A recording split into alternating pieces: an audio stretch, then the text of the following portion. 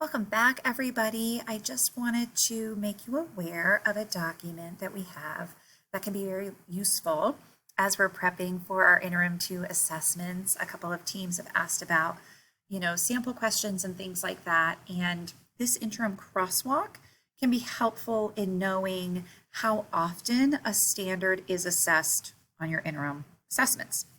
So this interim crosswalk, it's called a standards crosswalk for interim 2. So you can just select a grade level.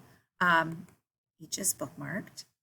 And you can see in grade 2, this first column here is the number of times the interim is assessed. Sorry, the standard is assessed on the interim. So you can see, like, describing characters in a story is 4 questions on the interim assessment. So that's going to hold a good bit of weight. And you can also see the number of times that standard is assessed in the units that you've done up till now, right? Because we give interim 2 assessments after unit 3 is complete. So you can scroll down, you can see down here, determine the meaning of general academic and domain-specific words.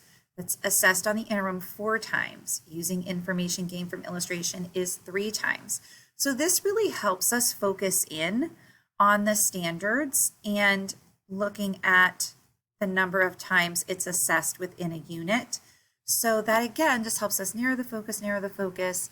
But some people have been asking about, sample sorts of things. What I would suggest is really looking through the standards crosswalk and seeing what standards and where you assess them within your unit or how often you assess them, and then reflecting back on how your students did with that. Because they might have done just fine with describing characters on those. So you may not need to review that, but recounting stories, including fables, might be something that you reflect on them kind of struggling with, or you can look it up on your benchmark testing standards on the benchmark platform. But I just wanted to make you aware of this. This is a great tool to use. It has it for all the grade levels.